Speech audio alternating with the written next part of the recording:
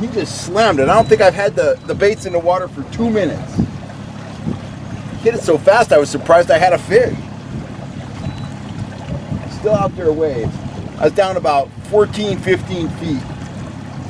Hybrid lead core rig. Here we go, we're in the top 25 feet now. Oh, nice fish. Nice fish. Woo.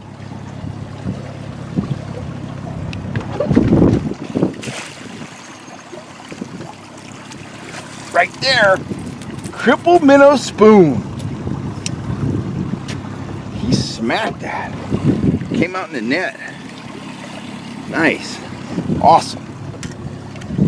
Look at that beautiful fish. What a beauty. Get him back in there. There's that spoon right there, Crippled Minnow in the rainbow trout pattern. We'll get it back in the water and see if we can get another one. Man, that was a tremendous strike. That was about 6 feet deep on the watermelon colored Crippled Minnow. I don't know how big that fish is, but he hit like a monster. He's still bending that rod pretty good. He's not back that far. Like I said, that was only 6 feet deep. Oh wow, he is fighting. We're going about 2.6 miles an hour. Oh yeah, oh yeah.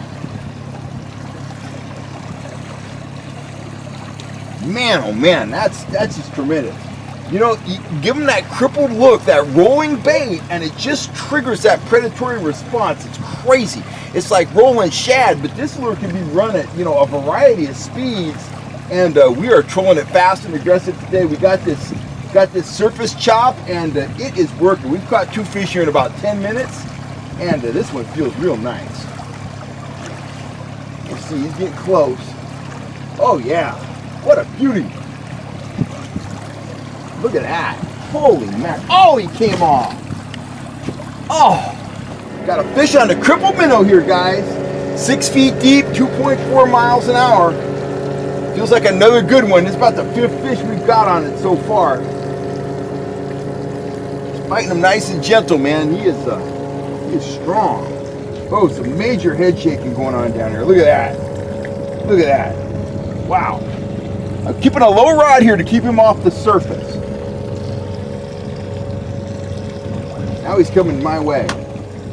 Wow, dude, I can't get over how effective these lures are. It's got that crippled rolling action just like rolling shad, but you can fish it much faster.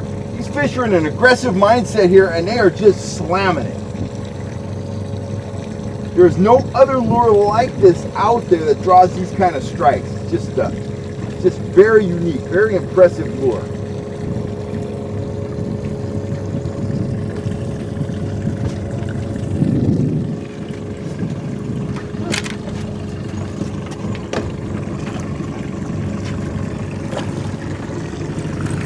Right there, baby.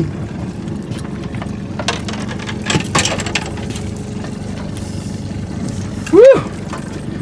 Off the hook. Look at that fat rainbow. Look at that studly fish. He is fat, he's heavy. Get him back in the water. And of course, here is the Crippled Minnow in that watermelon color, man. That is just a killer lure, and it is putting big fish in the boat today. Get it back in the water. When it comes to catching trout, is it better to have a bait that's an exact match of the forage the fish are feeding on? Or is it better to have something that is similar in appearance to the forage the fish are feeding on, but not an exact replica? If you're a fly fisherman, you know that an offering that is similar to the forage, but not an exact replica, is often the most effective offering. You want to match the shape, the basic size, and the basic color. Here's another question. We're in a lake, a bait fish lake. It might be Folsom, Don Pedro, Shasta, Trinity, wherever. We're at a lake where the trout earn their living feeding on threadfin shad. There's big clouds of shad in the lake. The trout are cruising around. What triggers the feeding response in the trout? What makes them, focus on one single shad, run up, grab it, and swallow it? What attributes make that happen? What is it about that bait? Well, I'll tell you, it's the same attributes that make lions in Africa focus on one antelope. You've got a bunch of antelope, they're running all over, they're all healthy, but you have one out there with a bad leg, or one that doesn't feel well, one that lags behind, one that acts funny, one that's limping. That's the antelope the lions are going to target. That's the antelope that's going to get eaten. The weakest member of the pack. The same is true for trout. They're going to focus on the bait fish that isn't swimming right, the bait fish that falls behind, the bait fish that looks injured. And when you think about bait fish going through the water column, they move very fluidly, very straight. They cut right through the water. When you see a bait fish that's in distress, they shake, they wiggle, they don't move very fluidly. They look like they're in distress, and that is the shad that the trout are gonna focus on. That's the shad that the trout are gonna eat. So when you're selecting lures and you wanna trigger that predatory response, it's very important to pick lures that give off that effect. Lures that look like they're injured, an injured bait fish, and that's where the crippled minnow comes in. This is a rolling bait. Now, rolling shad is extremely effective at lakes that have threadfin shad because that rolling shad, it looks like an injured shad. It looks like a shad that's not swimming right. The problem with rolling shad is twofold. One, at a lot of lakes, it's not legal to roll shad. Up in the high Sierras, there's no shad rolling going on. It's illegal. The other thing is it's difficult to keep shad, prepare shad, and effectively rig shad for a lot of anglers. It's a big hassle. You got to tie the leader, you got to brine the bait, you got to have bait that's the right size, you got to have bait that's got perfect scales. There's a lot of details that go into rolling shad effectively, and that's why I came up with this spoon.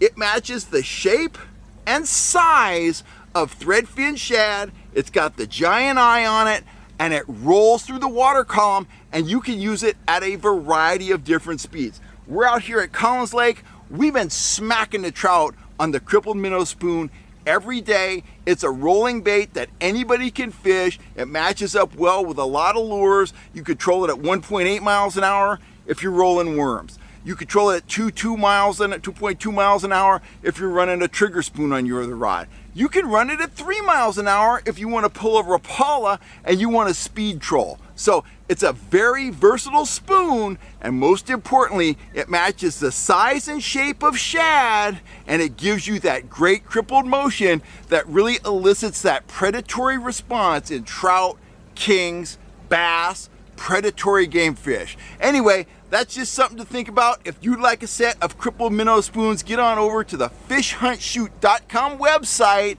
and you will find them there. I want to thank you guys for all the support. Thanks for watching the channel. Take a second to hit that subscribe button. You'll always know when I'm on here talking about fishing tactics, trout tactics, whatever. Be safe out on the water. Wear those life jackets, and I will catch you next time right here on YouTube. Show them a crippled bait, and you're gonna be yelling fish on. That's my advice. I'm Kel Kellogg.